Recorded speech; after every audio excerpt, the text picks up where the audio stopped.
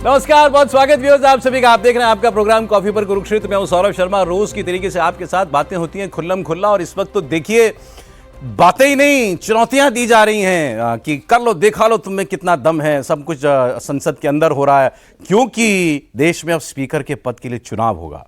नहीं मानी कांग्रेस पार्टी, नहीं होगा सर्वसम्मति से, आम राय से स्पीकर का सिलेक्शन, ये हो गया तय। और कल होगा मुकाबला के सुरेश कांग्रेस पार्टी और विपक्ष की तरफ से, और इधर होंगे ओम बिरला, लगातार दूसरी बार स्पीकर पद का चुनाव, स्पीकर पद के लिए चुनाव लड़ेंगे। पिछली बार तो आम सहमति से हो गया था, लेकिन इस बार विपक्ष ने कहा नहीं, स्पीकर तुम्हारा, डिप्टी स्पीकर हमारा, बराबरी की बात करो। तो इस पर बीजेपी ने कहा कि अच्छा पहले हम लोग स्पीकर की बात कर लेते हैं, फिर बात कर लेंगे डिप्टी स्पीकर की। कांग्रेस की तरफ से आया नहीं, पहले शर्त पूरी करो, डिप्टी स्पीकर के बारे में हां करो तो हम स्पीकर के बारे में हां करेंगे। तो फिर अच्छा ये जिम्मा दिया गया था राजनाथ जी को। राजनाथ जी ने मल्लिकार्जुन खड़गे साहब को फोन किया था, तो उन्होंने कहा अच्छा मैं कॉल बैक करके बताता हूं। और उन्होंने रात को कॉल किया नहीं, तो अगले दिन राहुल गांधी आए पहले पार्लियामेंट, बोले हमारे नेता का अपमान किया है, कहा था हम कॉल बैक करेंगे, कॉल बैक नहीं किया है, अब हम भी नहीं करेंगे, अब हम भी डिप्टी स्पीकर हम भी स्पीकर का चुनाव करेंगे। तो बीजेपी ने कहा चलिए कर लीजिए, चुनाव कर लीजिए। अच्छा बात क्या है कि हर आदमी इस वक्त बीजेपी में हो, कांग्रेस में हो, आरजेडी में हो, टीएमसी में हो, या इधर बीजेपी की तरफ और जो उनके सहयोगी दल हैं, एक शब्द आपको हर किसी के मुंह से सुनाई दे रहा होगा। वो शब्द बोलने से पहले, वो शब्द क्या है वो बोलने से पहले मैं आपके सामने, अरे शांतनु जी आइए आइए आइए आइए, हमारे मेहमान आ गए, शांतनु जी आ गए। बहुत स्वागत शांतनु गुप्ता जी, आपका बहुत स्वागत आपका। हर्षवर्धन त्रिपाठी जी हैं, अब जब एक स्वागत किया तो सभी का कर लो। हर्षवर्धन त्रिपाठी जी बैठे हैं सामने, और आज की हॉट सीट पर विराजमान है विजय लक्ष्मी जी, हमारी संवाददाता विजय लक्ष्मी जी। कांग्रेस के खेमे से खबर लाई हैं, वो आपको ताजा ताजा खबर देंगी कि वहां चल क्या रहा है। आजकल खबर तो वहीं से आनी, वहीं से आएगी, तो आज इसलिए विजय लक्ष्मी जी प्रोग्राम में आई हैं। तो वो शब्द क्या है जो गूंज रहा है हर जगह आज, वो बताने से पहले आप लोगों के लिए आज एक क्विज कॉन्टेस्ट। अरे बाप रे, ठीक, क्विज। मैं एक फिल्म का डायलॉग बोलूंगा, प्राइज मिलेगा। ये लीजिए coffee. Coffee with Saurabh Sharma. हाँ, मैं बोलूंगा एक फिल्म का डायलॉग, अब वो आपको फिल्म बतानी है, और वो शब्द जो है वो उसी डायलॉग में है। वो शब्द आपको बताना है क्या है जो हर जगह गूंज रहा है आज, हर जगह। शब्द तो शायद बता दूंगा, फिल्म बड़ा कठिन है ना। शब्द डायलॉग है परंपरा, प्रतिष्ठा, अनुशासन, ये इस गुरुकुल के 3 स्तंभ हैं। मोहब्बतें। करेक्ट। अमिताभ बच्चन साहब, अमिताभ बच्चन बोले थे। हम लोग सारे लव स्टोरी खूब देख रहे हैं आजकल। सब हमारे तीनों कंटेस्टेंट ने सही जवाब दिया। ठीक है, अब आप लोग कॉफी पीजिए अच्छे से। ये जो है, इसमें जो ये आखिरी पहले वाला शब्द है ना, परंपरा, आज सुबह से इतनी बार सुन लिया है, ये परंपरा के खिलाफ है, ये परंपरा है, नहीं वो परंपरा है। अच्छा, हर आदमी अपनी परंपरा बता रहा है कि हमारी असली परंपरा है, तुम्हारी परंपरा गलत है। भाई स्पीकर के लिए चुनाव नहीं होता, ये बताया जा रहा है सुबह से हमें। स्पीकर के लिए देश में कभी चुनाव नहीं में, स्पीकर आम सहमति से चुना जाता है। तो हमने कहा, मान लिया कि ये परंपरा होगी। फिर त्रिपाठी जी मिल गए सुबह 1 बजे, ये लिस्ट लेकर के आए थे। उन्होंने कहा नहीं, चुनाव हुआ है, तो ये कौन सी परंपरा है? जब स्पीकर के लिए चुनाव हो चुका है तो ये परंपरा भी नहीं रही।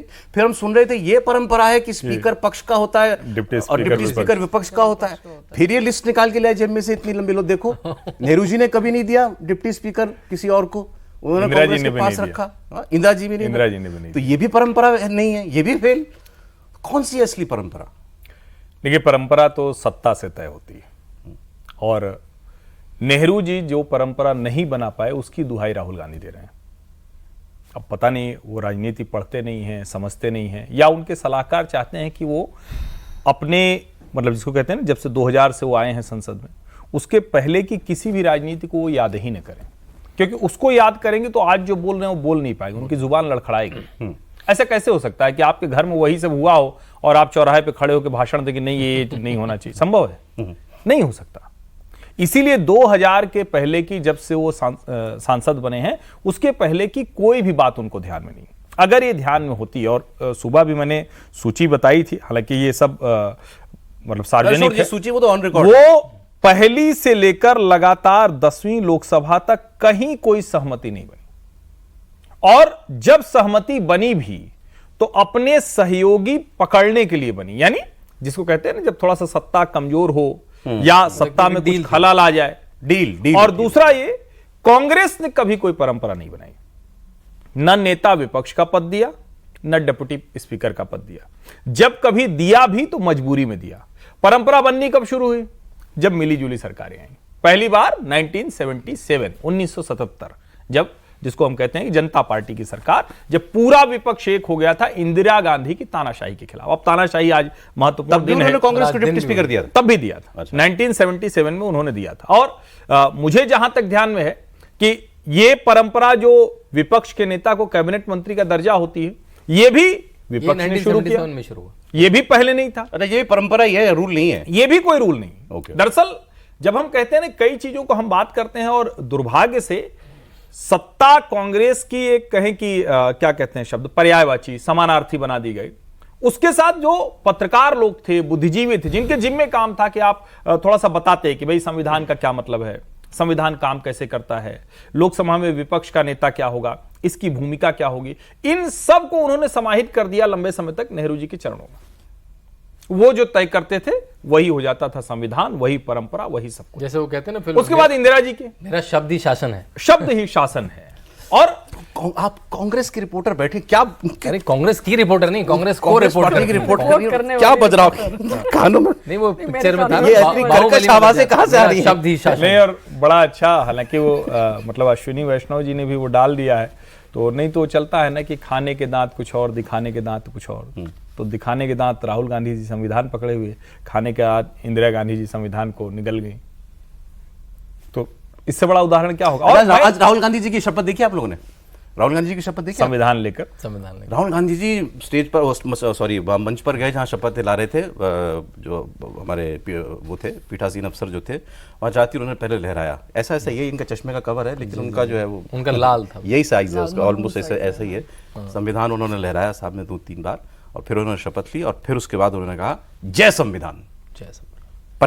25 जून है आज, 25 जून को जय संविधान। 25 जून को राहुल गांधी जी ने कहा जय संविधान। इससे बुरी 25 जून optic जिस नहीं दिन हो लगा था, सकती। जिस दिन इससे लगी बुरी थी optic नहीं इमरजेंसी हो देश सकती। में। 25 जून को जय संविधान। जय संविधान। जब आपने एक ही दिन में, उसके अगले दिन 900 नेताओं को जेल में डाल 9,000 नेताओं को जेल में डाले, 900 एक दिन में डाले गए थे, इसलिए कह रहा हूं। और अभी 150 लोग वेल पे जाने के बाद रूल बुक के हिसाब से अगर सस्पेंड हो जाते हैं तो भी लोग कोहराम मचा देते हैं। इन्होंने एक दिन में 900 लोगों को जेल में, और पूरे इमरजेंसी में 9,000 लोगों को जेल में डाल दिया था। वो संविधान हिला रहे हैं, और जब वो घर में फोटो भी संविधान की जय कर रहा हो तो अच्छी बात है। वो तो अच्छी बात है, बिल्कुल। इसको तो पहले ये जान लीजिए कि संविधान की ही जय संसद है। एक होता है ना, आप बेसिक प्रीमाइस कोई बात करते हैं ना कि इसका आधार क्या है, नींव क्या है। अगर संसद चल रही है मतलब संविधान की जय जय हो रही, कोई बोले या ना बोले। जितने लोग शपथ लेते हैं वो भी तो वही संविधान की ही शपथ ले रहे हैं। आप चाहे ईश्वर के नाम पर ले, सत्य के नाम पर ले, अपना जो भी आप जिस भाषा में ले, लेकिन मूल उसका क्या है? वही संविधान जो 1952 में हमें गणतंत्र बना देता है, वही संविधान जो भारत के नागरिकों के मूल अधिकारों की रक्षा करता है, जो आपातकाल के समय खत्म कर दिया गया। अब इसको कांग्रेस के नजरिए से अगर सौरभ, एक चीज विजय बस मैं बोल दूंगा कि रिकॉर्ड क्लीन रहना चाहिए। तो आपने इतनी बात क्लियर हो गई ना, ये कन्वेंशन या परंपरा है कि देश के अंदर लोकसभा का स्पीकर का कभी चुनाव नहीं हुआ, चुनाव हुआ है। सेकंड, ये भी कोई परंपरा नहीं है कि स्पीकर सत्ता पक्ष का होता है, डिप्टी स्पीकर विपक्ष का होता है। दोनों चीजें नहीं है। तो चुनाव हो रहा है तो कोई बात नहीं, कोई आसमान नहीं। तो फिर जब ये आप सफाई दे रहे हैं तो इसके साथ और सफाई दीजिए कि सफाई नहीं दे रहा हूं, मेरी कौन सी बहस? सफाई मतलब कि स्पष्टता वाली सफाई, रिकॉर्ड स्पष्टता वाली, ऑन रिकॉर्ड वाली। कहते हैं ना, गेट द रिकॉर्ड देश स्ट्रेट। के किसी राज्य में किसी भी दल ने विपक्ष को उपाध्यक्ष यानी डिप्टी स्पीकर का पद नहीं दिया। मतलब आप इस डिबेट को असेंबली में भी ले जा सकते हैं, मतलब और वहां आप पे भी ये ऐसे समझिए, आज भी ऐसे किसी असेंबली में, जहां किसी पर असेंबली में कहीं पर विपक्ष के पास नहीं है डिप्टी स्पीकर की पोस्ट। देखिए सफाई तो ऐसे भी कोई देने की बात नहीं, कॉफी के वक्त सफाई कहां होती है। ठीक, हाँ विजय बोलिए। मैं ये कह रही थी कि कांग्रेस के लिहाज से अगर आप चीजें देखें तो कांग्रेस को लगता है कि लोकसभा चुनाव में जो इंडिया ब्लॉक को सीटें आई, संविधान का मुद्दा सबसे ज्यादा क्लिक किया इलेक्टोरेट के साथ, और उनको लगता है कि आम जनमानस ये सोचता है कि संविधान खतरे में है, और इसलिए संविधान, आप देखेंगे कल कांग्रेस के जितने सांसदों ने शपथ ली है, सबने एक हाथ में संविधान पकड़ा और फिर उसके बाद शपथ ली। तो अब कांग्रेस को लगता है कि यही मुद्दा है, यही नैरेटिव हमें बिल्ड करना है, इसी नैरेटिव पे इंडिया ब्लॉक जो है 200 का आंकड़ा उसने पार किया है, और इसी नैरेटिव को आगे बिल्ड करना है। आगे कब तक? अभी असेंबली के इलेक्शन आ रहे हैं, तब तक मतलब उसमें भी अब वहां तक मुझे माहौल लगता बना है के रखना है। माहौल बना के कांग्रेस पार्टी इस मुद्दे को अब छोड़ेगी नहीं। उनको लगता है कि संविधान पे अटैक जो है वो आम जनमानस भी सोचता है उसके साथ रेजोनेट करता है ये मुद्दा, और ये रेजोनेशन ही जो है वो अर्थमेटिक, अगर आप देखें जो नंबर्स आए उसमें रिफ्लेक्ट हुआ। तो कांग्रेस पार्टी इस मुद्दे को तो नहीं छोड़ने वाली है।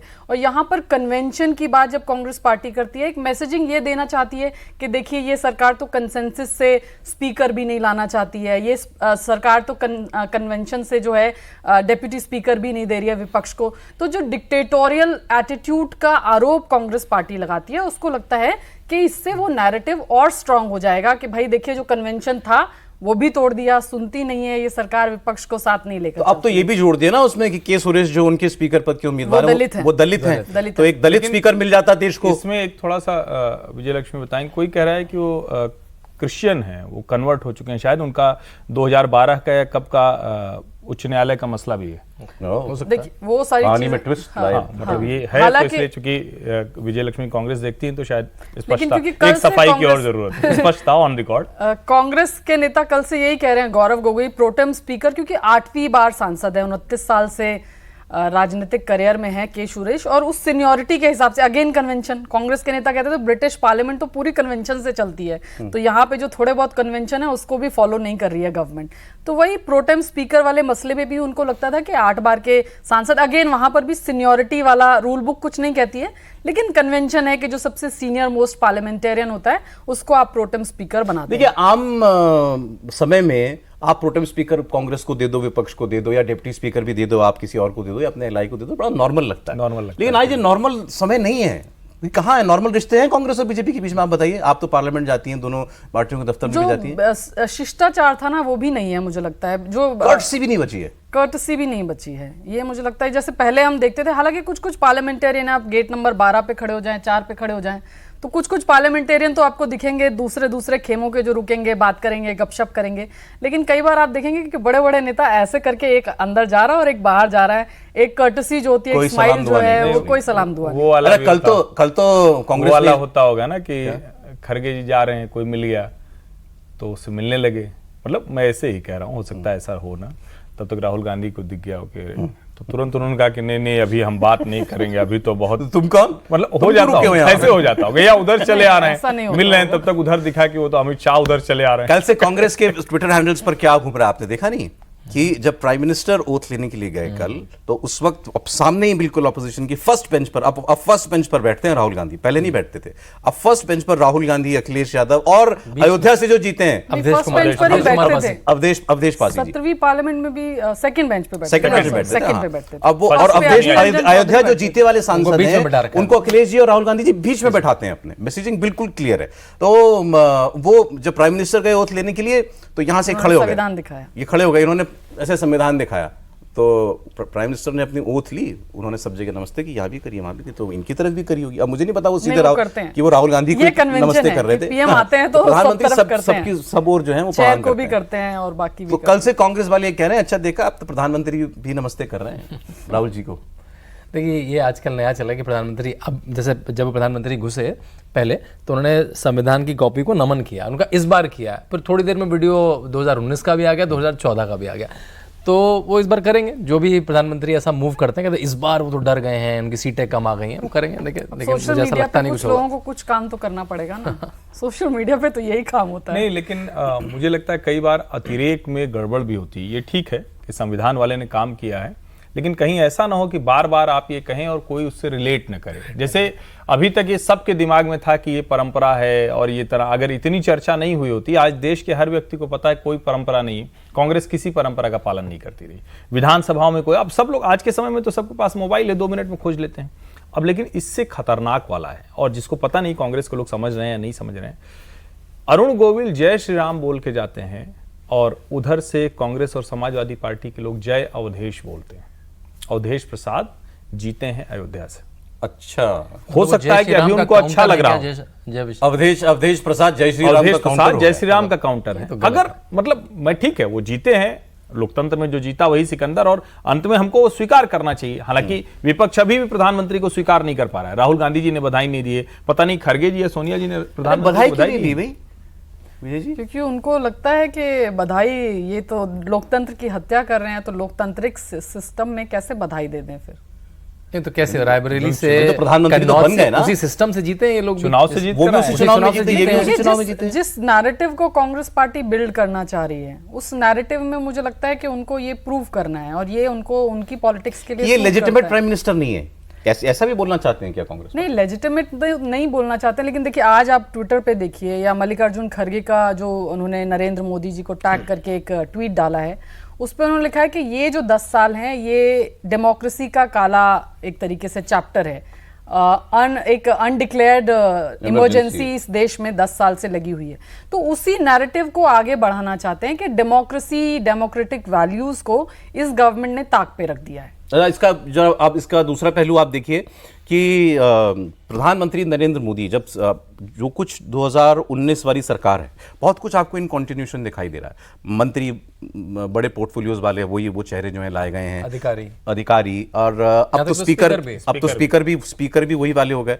तो किसी को ये ना लगे कि भाई कोई नई सरकार जैसी चीज है, भाई वही मोदी जी प्रधानमंत्री हैं, 10 साल से प्रधानमंत्री हैं, 15 साल तक वही सिस्टम चला आ जा रहा है। तो वो अपनी तरफ से वो मैसेज कन्वे करना चाह रहे हैं। दूसरा कि आप ये कन्वेंशन करके दबा लेंगे मोदी को, या मोदी के सामने आप शर्तें रख लेंगे। बीजेपी ये भी दिखाना चाहती है भाई हम शर्तें आपकी शर्तों पर नहीं आएंगे। नहीं, मुझे लगता है कि जब इस तरह की बात होगी, राहुल गांधी की भाषा वो मतलब सबके ध्यान में है, लेकिन फिर से दोहरा रहा हूं कि वो बहुत बड़ा वो बना रखा था, गुब्बारा जैसा था, और हमने उसको फाड़ दिया। ये राहुल गांधी की भाषा है। 56 इंच का था, अब नापा तो नहीं बने, लेकिन 30-32 रह गया होगा।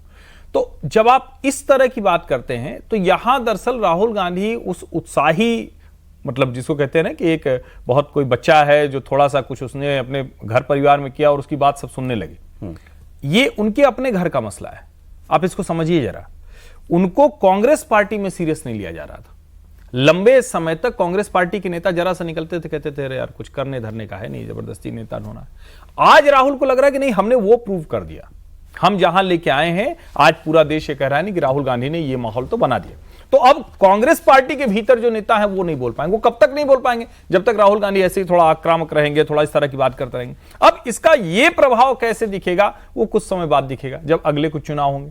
भाई अगर इतना ही प्रभाव रहा होता तो मध्य प्रदेश, राजस्थान, छत्तीसगढ़ अभी तो गए। आप कह रहे हैं राहुल गांधी ने देश के सामने नहीं, अभी केवल कांग्रेस पार्टी में अपने आप को साबित किया है। देश में साबित करना तो तब होगा जब, जिसको हम कहते हैं ना कि आप डेमोक्रेसी में चुनाव जीतकर सरकार की तरफ बढ़े। आप सरकार से भी बहुत दूर है ना। और ये जो सारा गठजोड़ है, वैसे कांग्रेस पार्टी में कौन चैलेंज कर रहा था उनको? वो तो नहीं, अरे G23 बन गया था।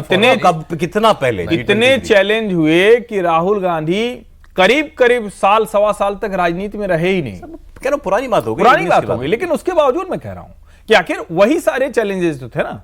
और अब आगे देखेंगे, अभी तो कोई एक चुनाव आया है, निश्चित तौर पर इसमें राहुल गांधी और अखिलेश यादव ने खुद को साबित किया, लेकिन जिसको कहते हैं रह गए।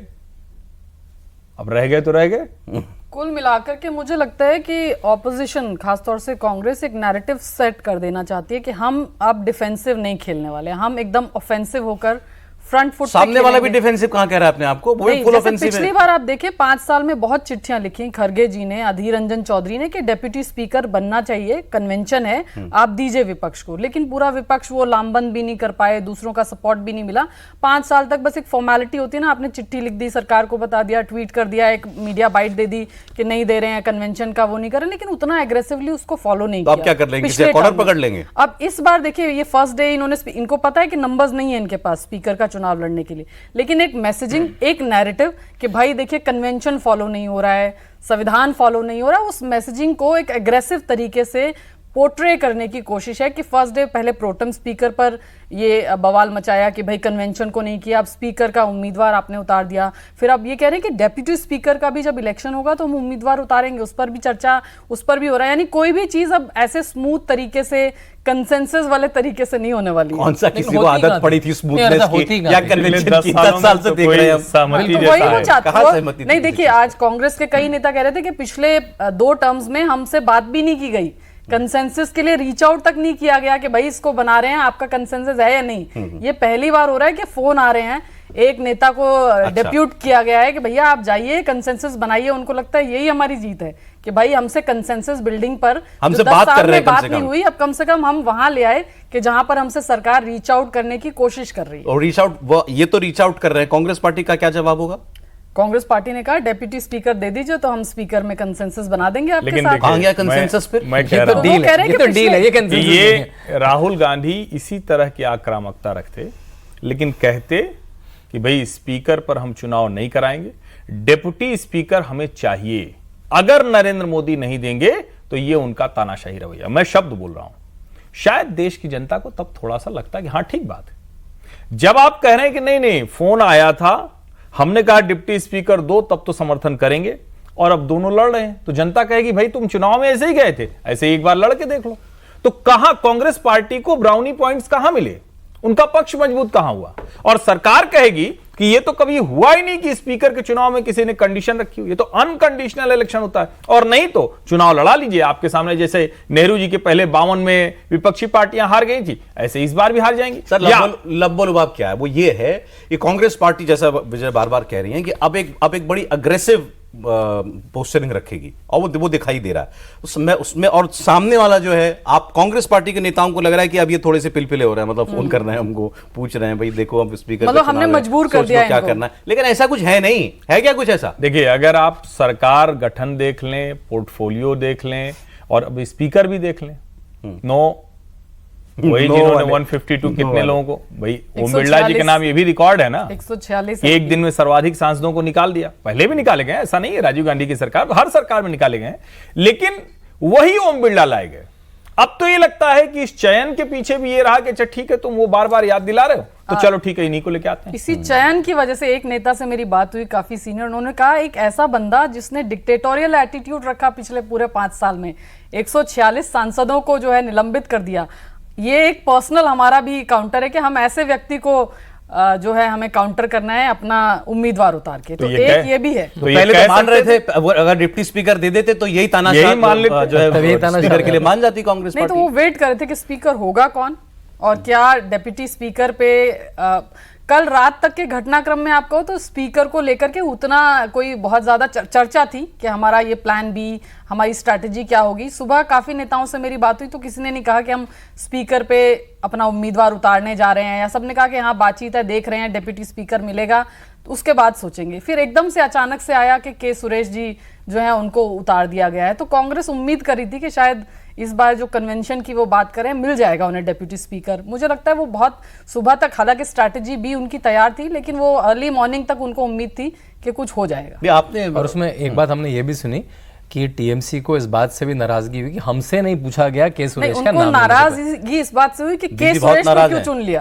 हमसे नहीं पूछा बात गया, की है। हमसे नहीं पूछा मल्लिकार्जुन गया। खड़गे ने सबसे बात की, सभी पार्टियों के जो चीफ हैं उनसे बात हुई कि हम स्पीकर का एक उम्मीदवार उतारने की वो करें, लेकिन नाम डिस्कस नहीं हुआ। तो ये बड़ी बात। टीएमसी को आपत्ति है कि आपने बिना हमसे नाम डिस्कस किए कैसे के सुरेश का नाम ऐलान ये कर भी दिया। बार-बार या हाँ, उनका- तो इंडिया ब्लॉक पे कहां उसमें कंसेंसस बनाया consensus फिर? है। तो ये बार बार आएगा कि आप इंडिया ब्लॉक है नहीं, आपने 60 सीटें पंजाब में, वेस्ट बंगाल में, केरला में एक दूसरे के विरुद्ध लड़ी। ये बात बार बार आती रहेंगी, 60 सीटें आप कौन सा कोलेशन, आप बिल्कुल कन्वीनियंस का, आप पीपल अलायंस है ममता भी एक तरह बनर्जी ने के, कहा कि आप भाई पोस्टल मैं अलायंस है। मैं आपके नाम के साथ मैं नहीं हूँ। अब जो कांग्रेस के नेताओं ने बताया कि हमने उनको कहा था कि हम ये सोच रहे हैं। टीएमसी स्पीकर पे चली गई, उसने कहा कि हम लड़ते रहेंगे मोदी जी से, लेकिन स्पीकर तो भाई पोस्ट भाई, है। तो मैं जब वो आपसे- अगर वोट डिवीजन होगा और वहां पे 330 320 दिखेगा अगर काउंटर पे, तो अलग स्थिति दिखेगी। देख, स्पीकर के इलेक्शन में क्या होना है सब जानते हैं, जिसमें कोई रॉकेट साइंस नहीं है। कोई 2-4 गुप्त इलेक्शन होगा, मतलब सीक्रेट पोलिंग बैलेट होता है, इशू हो गया है दोनों हाँ, पार्टियों 2-4 का। इधर से आ जाए या 2-4 इधर से हो जाए, तो उससे कोई बड़ी बात नहीं है। स्पीकर बनना ओम बिरला जी को है, बॉटम लाइन यही हालांकि बात है। विप तो लागू नहीं होता इसमें। नहीं, अभी आया है नहीं, मैसेज whip है। कांग्रेस का, 3 लाइन का विप इशू किया है कल के लिए। नहीं, वहां रहना तो ठीक है, लेकिन इससे सदस्यता पर तो कोई फर्क नहीं पड़ने वाला है। नहीं, जब नहीं, गोपनीय whip तो होता आपको है। पता ही जब होगा सीक्रेट कि- बैलेट वही है मैं तो कह रहा हूं, फिर उस पर तो फर्क ये नहीं पड़ेगा। इलेक्ट्रॉनिक होता है कि आपको कागज मौजूद होता है। रहना हाँ, है। मौजूद रहना इस है। पर एक विप मिनट। लागू होगा। हाँ, नहीं, ये मैं ठीक है। कहना चाह रहा हूं कि आप लोग सब लोग चाहे तो यूट्यूब पर आज जब राहुल गांधी ने शपथ ली है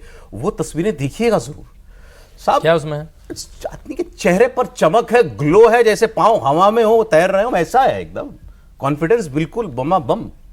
मैं एक स्टैंड देखिए आप एक बार। मैं एक स्टैंड अप कॉमेडियन को देख रहा था, उन्होंने मैंने कहा, यार मैंने राहुल गांधी की बात कर रहा हूँ, अरे स्टैंड अप कॉमेडियन को अरे वो देख रहा बड़ा तार्किक है जो आपने कहा। उसने कहा भाजपा कह रही है हम हार गए, और कांग्रेस कह रही है हम नहीं, सॉरी गलत हो गया, भाजपा कह रही है रोते रोते हम जीत गए, और कांग्रेस कह रही है यस हम हार गए। वो बड़ा अजीब है कि जो हार गया है वो अलग ही तेवर में है, जनता ने सबको खुश कर दिया है। जो हार गया है वो अलग ही ये तेवर बात में गलत बोली मैंने, आप बता दो। 99 सीट वाला विजय बताते हैं, है नहीं एक अलग अलग राहुल गांधी में एक अलग कॉन्फिडेंस। अलग आज confidence जैसे आगे दिखाई दे रहा है बाइट भी दी ना सुबह, जनरली राहुल गांधी के पीछे पीछे दौड़ते रहते हैं मीडिया वाले, बहुत ज्यादा कुछ कहते नहीं। आज वो पहली बार इतना बोल के गए कि भैया हमारे नेता की इंसल्ट कर दी। खरगे जी ने कहा कॉल, राजनाथ जी ने कहा कॉल रिटर्न करेंगे, कॉल रिटर्न नहीं हुई। तो जो पहला नैरेटिव आप देखें ना आज का विपक्ष की तरफ से, तो वो राहुल गांधी की मीडिया बाइट से बना। और कभी आपने ऐसे जो बिल्कुल सीरियस कॉन्वर्सेशंस हो विपक्ष, वो भी सत्ता पक्ष विपक्ष के बीच में, कभी आपने देखा है कि लीड राहुल गांधी ले रहे हो? इससे पहले मुझे तो याद नहीं है पिछले 10 साल में कोई ऐसा मौका मुझे याद नहीं है। कोविड वगैरह के इशू पे उन्होंने लीड लिया था। वो जहां वो प्रेस गैल जहां पर आप लोग बाइट का मतलब मीडिया इंतजार करता है, वहां जाकर के एक फॉर्मल तरीके से बोलते थे, वो अलग बात है। पूछना चाहूंगा, ये जिसमें बीजेपी के बड़े सीनियर लीडर खड़गे जी इन्वॉल्व हो, से एक बात कर रहे हैं। पॉलिटिकली बाइट जो है पॉलिटिकल टर्म्स पे एकदम हो कि वो क्या कर रहे हैं, हाँ, हम क्या कभी कर रहे नहीं हैं। बोला उन्होंने। ये राहुल गांधी नहीं बोले आज थे पहली जनरली। बार उन्होंने इन मैटर्स पर बोला है। फ्रेम ऐसे ही रहेगा फिर बदल जाएगा। लीडर आप ऑफ क्या चाह रहे हैं? नहीं, लीडर ऑफ अपोजिशन वही मैं कह रहा था कि ये सब बातें हो गई, लीडर ऑपोजिशन की चर्चा कब आती है? टेक्निकली मुझे आज पूछना रात था। को 8 बजे की मीटिंग है लोकसभा के तमाम फ्लोर लीडर्स की, उसमें तय कर दिया जाएगा। नहीं, उसकी सभी कोई- चाहते हैं कि राहुल गांधी बने। उसकी कोई विजय जी लिमिट होती है कि मुझे पार्लियामेंट में लगता है आपका नाम बन ही बनना होता है, जाएंगे, कोई अब तो डेट कोई- होती है उसकी, ऐसा कुछ होता है कोई? उनके पास पहला रास्ता नहीं है सेशन हो, शायद। आई थिंक उससे पहले जहां बननी तक वो होती पहुंच है। गए सेशन से हैं, पहले। लीडर ऑफ अपोजिशन बनने के अलावा रास्ता नहीं है ना। रास्ता क्या नहीं मन में आया नहीं नहीं, बनेंगे। जैसे ही नहीं, कहेंगे वो कि लोग नहीं नकार बन रहे देंगे। तब तो वो सवाल खड़ा होगा ना कि सवाल आप खड़ा फिर ये होगा। सब क्या कर रहे हैं। आप खड़े करते रहिए, सवाल उनको परवाह है। हाँ, ये तो है।